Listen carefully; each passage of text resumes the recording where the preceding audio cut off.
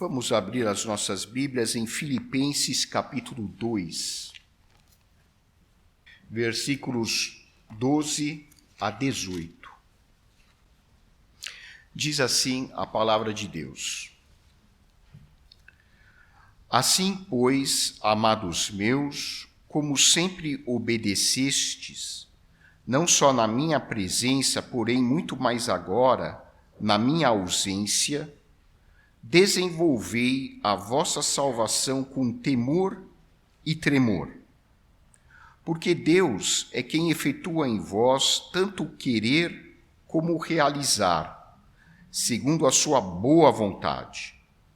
Fazei tudo sem murmurações nem contendas, para que vos torneis irrepreensíveis e sinceros, filhos de Deus inculpáveis no meio de uma geração pervertida e corrupta, na qual resplandeceis como luzeiros no mundo, preservando a palavra da vida, para que no dia de Cristo eu me glorie de que não corri em vão, nem me esforcei inutilmente.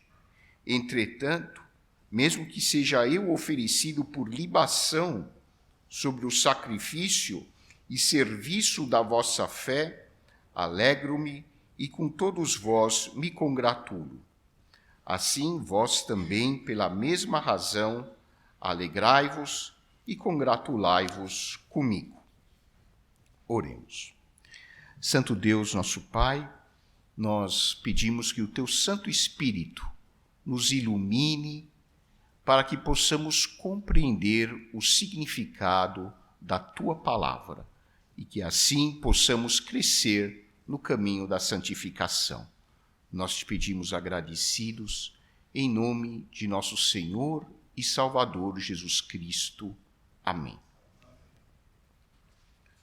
No dia 8 de setembro deste ano, faleceu a rainha Elizabeth II, do Reino Unido, aos 96 anos de idade.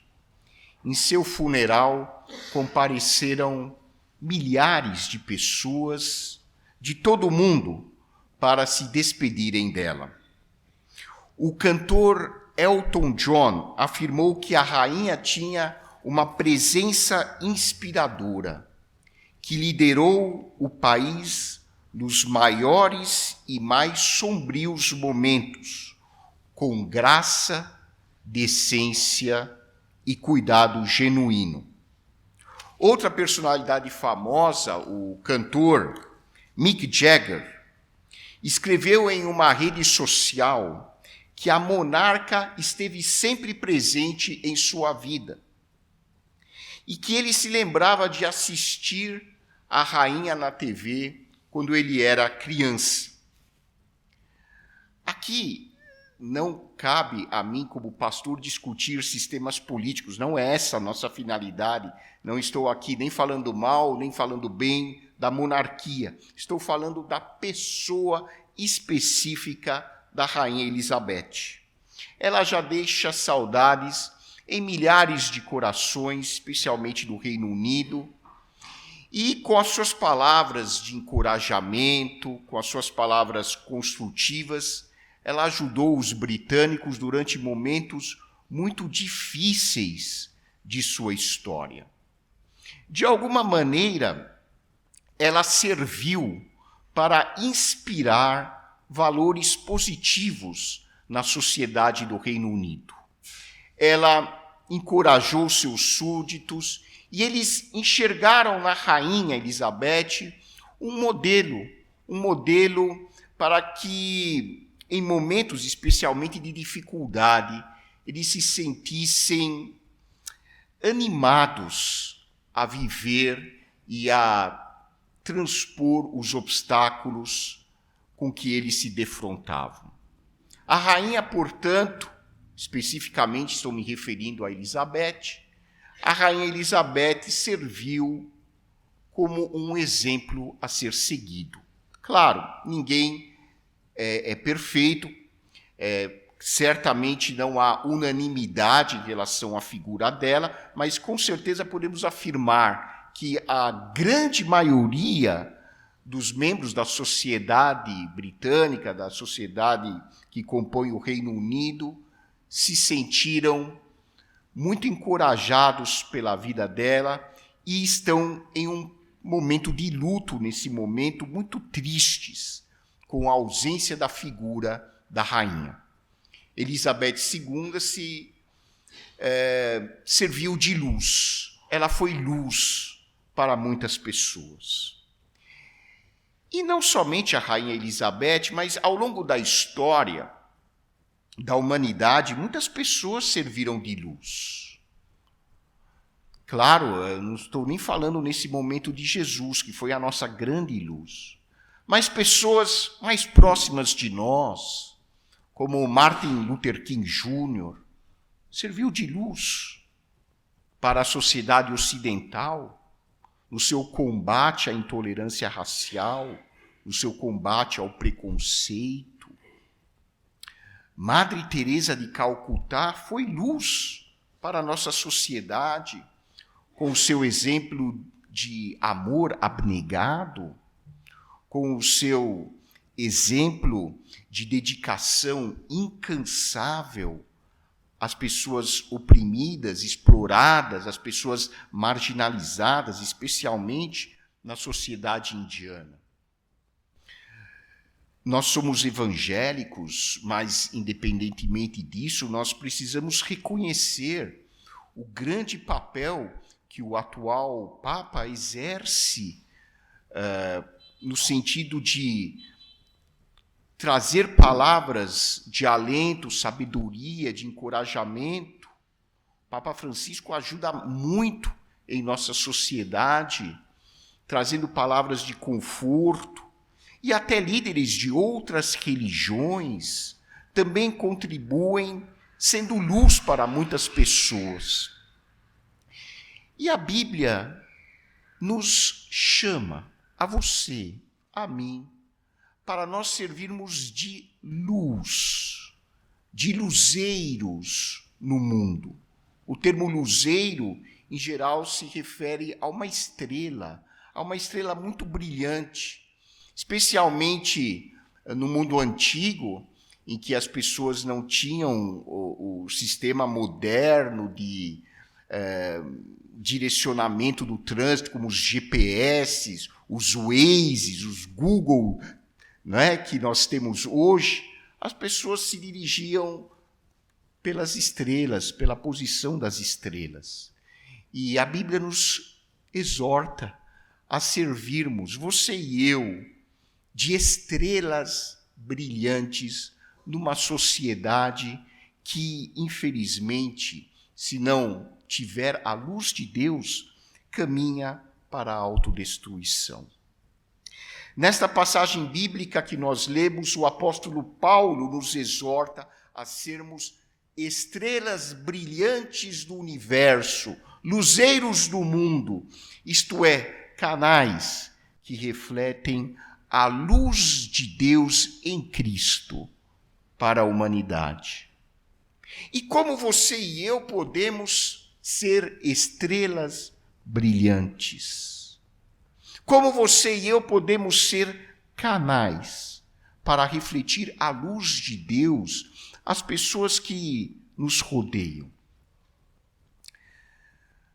O apóstolo Paulo, nesta carta, nos dá algumas dicas, fala sobre alguns passos para que nós possamos ser luzeiros para a nossa família, luzeiros para os nossos vizinhos, para os nossos amigos, para o nosso bairro, para a nossa sociedade. E o primeiro passo, mencionado pelo apóstolo Paulo, é desenvolver a nossa salvação. No texto que nós lemos, ele diz assim: desenvolvei a vossa salvação com temor e tremor. Em primeiro lugar, cabe a nós refletirmos sobre o significado desse termo que tanto usamos, mas que provavelmente, cujo significado nós conhecemos muito pouco. Quando nós falamos em salvação, muitos talvez estão pensando no conceito, na ideia tradicional que nós aprendemos desde crianças lá na escola dominical. Se você pergunta para 100 cristãos o que é salvação para você, 99 provavelmente vão responder assim: a salvação é eu ir para o céu e eu escapar do inferno. Essa é a ideia que a grande maioria da cristandade faz a respeito do termo salvação. Para muitos, salvação é escapar do fogo do inferno, é ir para o céu. Isso é salvação. Mas raramente a Bíblia usa o termo salvação nesse sentido. Aliás, se é que alguma vez o usa nesse sentido. A palavra salvação, na língua grega, significa cura integral. A palavra salvação tem um grande paralelo com o significado da palavra saúde, adotado pela Organização Mundial de Saúde. O que é saúde para a Organização Mundial de Saúde? Saúde é um completo estado de bem-estar físico, mental e social. Essa foi a definição da OMS em 1946. E agora, em 1998, a Organização Mundial de Saúde acrescentou mais um ingrediente na definição de saúde: saúde espiritual.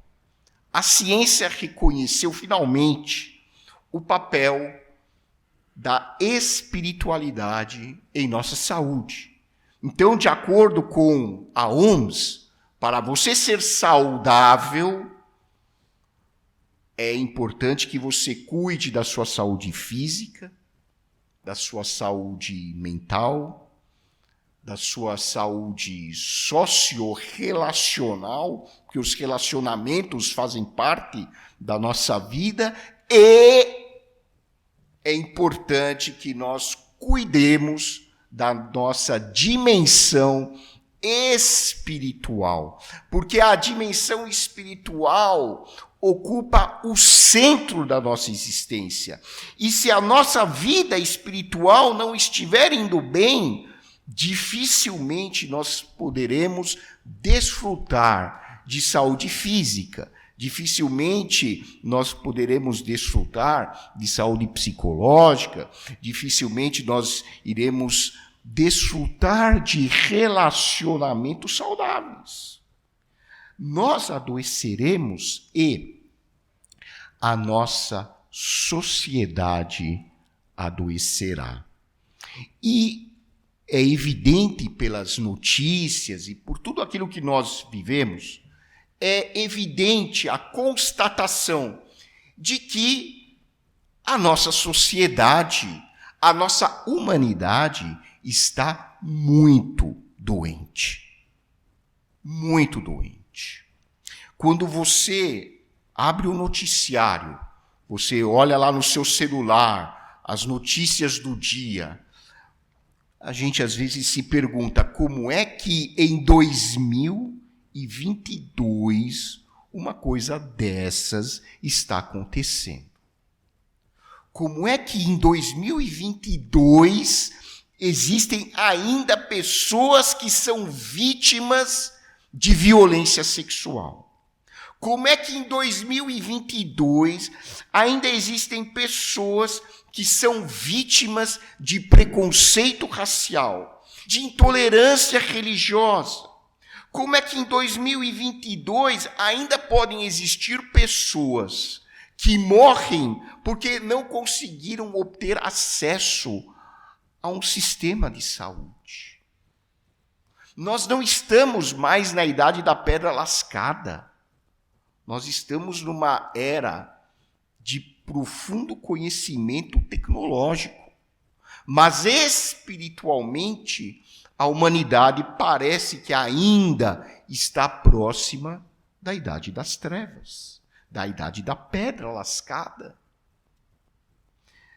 Ontem num grupo de WhatsApp de pastores e teólogos, eu recebi uma mensagem, o grupo recebeu uma mensagem de um colega nosso que sofreu preconceito racial, parece que no transporte público, por causa da sua cor. Gente, não é possível que, depois de tantos anos de cristianismo, e mesmo fora da religião cristã, não é possível que pessoas hoje ainda sejam discriminadas por causa da sua cor ou por causa da sua religião. Nós, descendentes de armênios, hoje, no Líbano, sofrem preconceito porque são cristãos armênios.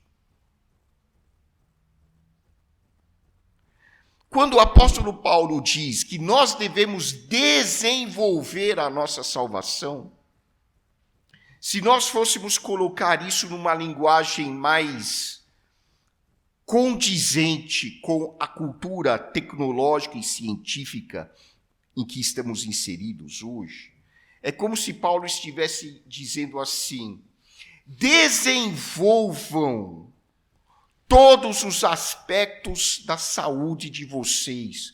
Cuidem de sua saúde física, cuidem de sua saúde mental, cuidem de sua saúde social e cuidem, em primeiro lugar, como aspecto prioritário da vida de vocês, cuidem da dimensão espiritual de suas vidas. Isso é desenvolver a nossa salvação. E quando Paulo acrescenta com temor e tremor, claro que isso é uma expressão cultural da época.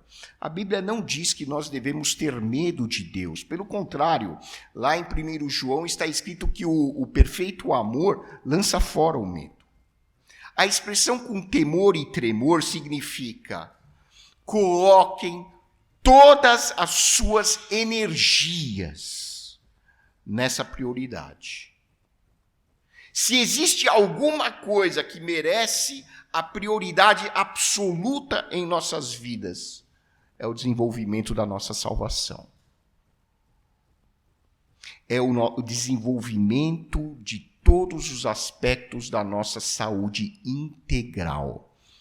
Se precisássemos dizer em 2 palavras o que salvação é na nossa cultura ocidental, científica do século XXI, nós podemos dizer que salvação é saúde integral. Aliás, olha que interessante, no grego a palavra salvação e cura são a mesma palavra. No grego koiné, que é o grego em que o Novo Testamento foi escrito, a palavra salvar e curar são a mesma palavra.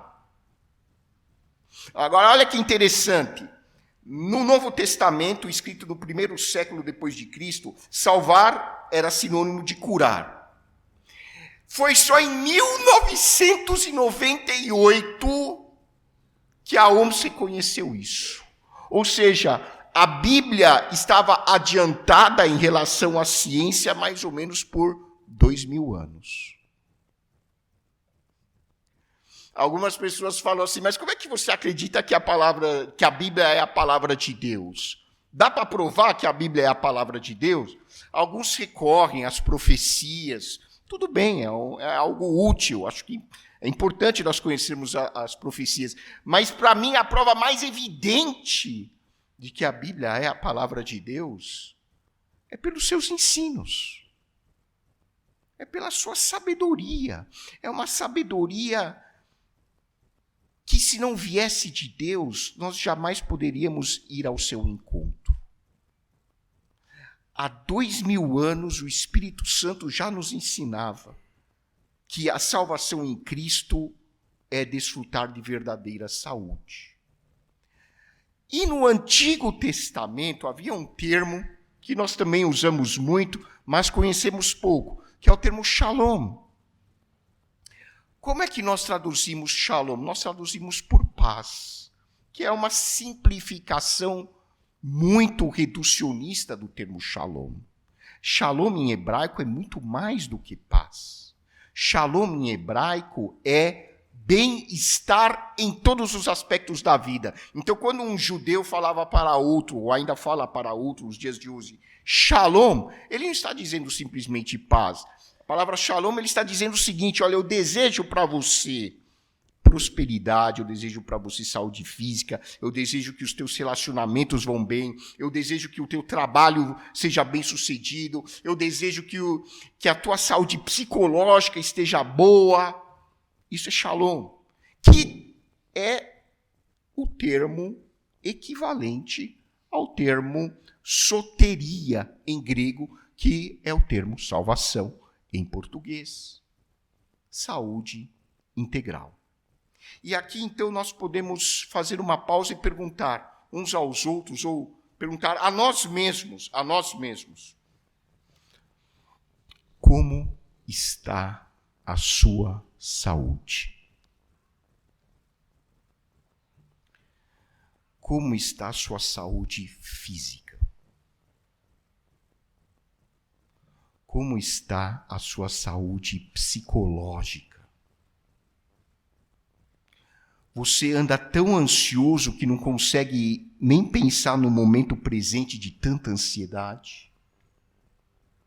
Ou você está tão triste a ponto de não conseguir sair do seu quarto para trabalhar? Como está a sua vida relacional? Como está o seu relacionamento com seu pai, com sua mãe, com seus filhos, com sua esposa, com seu marido, com seus amigos, vizinhos, colegas de trabalho? Como está a sua vida na comunidade? Você consegue se sentir útil através do seu trabalho aos outros? Você se sente necessário para a sociedade? Isso faz parte da saúde. Pois bem, o apóstolo Paulo está dizendo para você e para mim: cuidem de todos os aspectos da sua saúde integral. E coloquem isso como prioridade na vida de vocês. E em segundo lugar, Paulo diz que para nós sermos estrelas brilhantes no universo, nós precisamos confiar na graça de Deus. E aqui vem uma afirmação do apóstolo Paulo que é surpreendente. Ele diz que é Deus quem efetua em nós tanto o querer como o realizar, segundo a sua boa vontade. O que significa isso? Ele diz, olha, desenvolvam a saúde de vocês, desenvolvam a salvação de vocês. E é Deus quem efetua em vocês tanto o querer como o realizar. O que significa isso? Significa que Deus colocou dentro de você e de mim o desejo de crescer espiritualmente, o desejo de conhecer Deus, o desejo de progredir na vida espiritual. E não só ele colocou o desejo, ele nos deu a capacidade para nós crescermos espiritualmente. Deus colocou em nós a capacidade para orar, a capacidade para compreender a Bíblia. Claro que nós precisamos sempre depender uns dos outros nesse processo, mas Deus coloca em nós não só o desejo, ele nos dá a própria capacidade. Então, o que você e eu precisamos fazer? Nós somos passivos na salvação? Não. Simplesmente nós precisamos cooperar com aquilo que Deus já fez e continua fazendo em nossos corações. A própria psicologia hoje reconhece que o desejo de viver uma vida espiritual significativa é um impulso que existe na natureza humana de todas as pessoas. Infelizmente, é um impulso que muitas vezes se perde aí ao longo do caminho, por causa de várias questões, mas está lá dentro de nós, lá no íntimo. O desejo de conhecer o Criador, o desejo de aspirar a coisas melhores, o desejo de autotranscendência, o desejo de sair dos limites do meu pequeno eu. Esse desejo Deus já colocou no coração humano. O desejo de eu me relacionar mais profundamente com o sagrado. Isso é um impulso que Deus coloca nos nossos corações. E não só isso, Ele nos dá também a força para nós fazermos. Basta nós dizermos sim ao Espírito Santo. E quando uma pessoa não vive isso, é porque de alguma maneira ela está resistindo ao Espírito Santo. Vocês devem se lembrar da passagem de Atos, quando Estevão olha para a congregação daqueles que iriam apedrejá-lo e diz assim para eles: por que vocês resistem ao Espírito Santo? O Espírito Santo está em nós, e para nós crescermos espiritualmente, a condição é confiarmos na graça de Deus. Não é nos nossos esforços próprios, não é pela nossa capacidade própria que nós vamos chegar a algum lugar. É porque Deus está presente em nós e basta nós confiarmos na presença de Deus em nossas vidas. Quando nós confiamos que a obra, em primeiro lugar, é de Deus, nós conseguimos relaxar e colaborar de uma forma mais proveitosa com aquilo que o Espírito Santo coloca em nossos corações. Você e eu não estamos sozinhos no caminho do crescimento espiritual. Cristo está em nós, o Espírito Santo está em nós, nos dando sempre o desejo, nos dando sempre a capacidade para nós irmos cada dia um passo além e crescendo espiritualmente. Paulo afirma lá em 2 Coríntios, capítulo 3, versículo 18, que a cada dia o Espírito Santo nos transforma de glória em glória, de glória em glória, para que a cada dia você e eu possamos ser mais parecidos com o Senhor Jesus. E aí também cabe mais uma pergunta que você e eu podemos fazer a nós mesmos. Será que hoje, eu sou mais parecido com Jesus do que ontem? Será que hoje eu consigo espelhar melhor Jesus do que na semana passada? Ou do que no ano passado? Será que as pessoas, ao olharem para mim, podem enxergar a luz de Cristo na minha vida? Claro que você e eu estamos cheios de imperfeições. Nós somos falhos, nós erramos diariamente, nós erramos a todo momento. Mas apesar de todas as nossas limitações, Deus efetua em nós tanto querer como realizar, e o pouco que nós acertamos já é uma grande bênção para a sociedade. Já é uma tremenda graça para o meio em que nós estamos. Se as pessoas puderem enxergar um pouquinho só de Jesus em você e em mim, um pouquinho só que seja, a nossa vida já terá valido a pena. E, finalmente, o apóstolo Paulo diz que nós devemos valorizar a vida. Para nós sermos estrelas brilhantes no universo, é importante nós valorizarmos a vida. Ele diz assim que nós no versículo 16, nós precisamos preservar a palavra da vida. Da vida. E hoje a nossa sociedade vive a morte. Hoje os noticiários estão cheios de escuridão, estão cheios de morte, de violência, de opressão.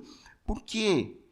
Tudo bem que os noticiários exageram um pouco, ou às vezes eles só focam no negativo, mas o fato é que a nossa sociedade está imersa na negatividade, está imersa na escuridão espiritual, e é por isso que tantas tragédias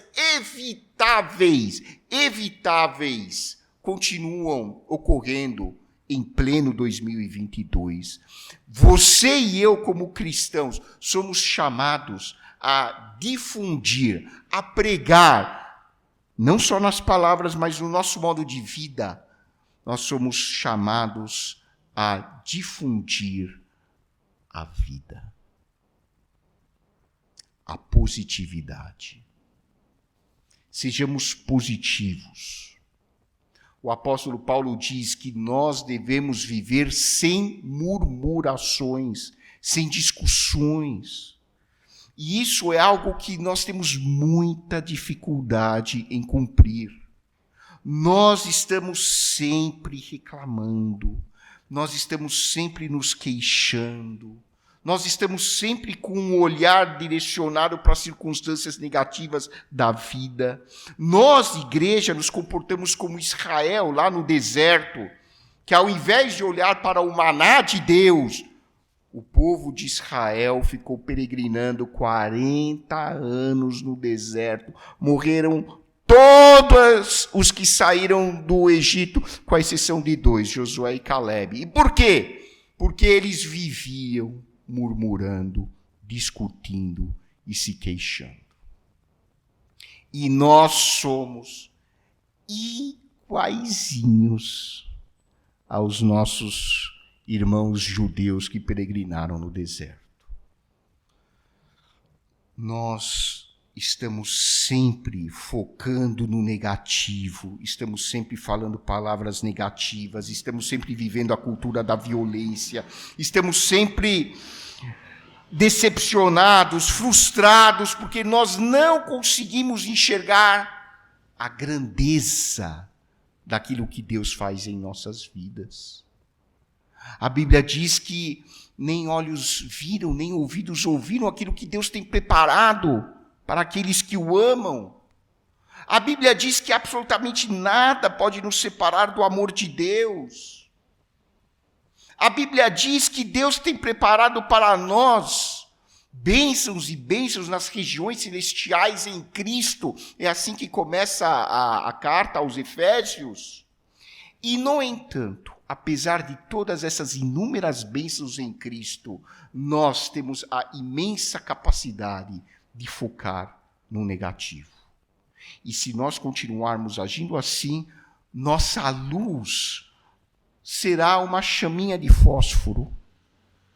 E Deus chamou você e eu não para sermos uma lâmpada simples, de meio watt, mas Deus chamou você e eu para sermos estrelas brilhantes no universo. Que nós possamos, meu irmão, minha irmã, especialmente nesse momento da história do nosso país, que nós possamos refletir a luz de Cristo para todas as pessoas que nós conhecemos. Que nós possamos refletir a luz do Criador para os nossos filhos, para os nossos familiares, para os nossos vizinhos, colegas de trabalho, para a sociedade, que nós possamos transmitir positividade a uma nação ou a várias nações em que os cristãos estão, para que as pessoas possam se sentir animadas a viver o dia de hoje e a viver com alegria o dia de amanhã, quando Paulo termina esse texto, ele fala assim: olha, se eu conseguir transmitir isso para vocês, eu posso ser oferecido em sacrifício. Não tem problema, eu estou alegre, alegrem-se comigo. Paulo escreveu essa carta da prisão. Da prisão. E é uma carta carregada de otimismo, porque Paulo enxergava com os olhos da fé e não com os olhos da natureza humana. Que você e eu possamos ser assim como Paulo. Sejamos a luz de Cristo para a sociedade. Que Deus nos abençoe.